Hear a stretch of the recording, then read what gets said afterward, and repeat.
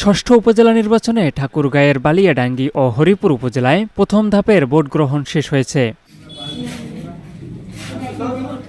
৮ মে সকাল ৮টা থেকে ভোট গ্রহণ শুরু হয়ে বিকাল ৪টায় শেষ হয়।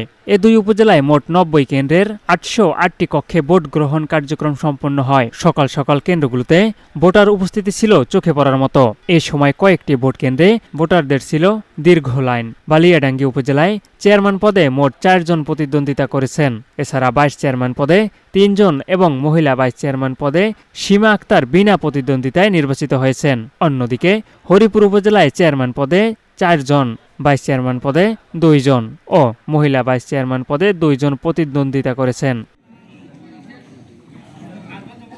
এসব ভোট কেন্দ্রে আইন শৃঙ্খলা পরিস্থিতি ঠিক রাখতে ৮ প্লাটুন বিজিবি, এক উপজেলায় ১৬ জন করে, ২ উপজেলায় ৩২ জন র্যাব, প্রতি উপজেলায় ৩টি, ২ উপজেলায় মোট ৬টি গাড়িতে আনসার টহলে থাকছেন।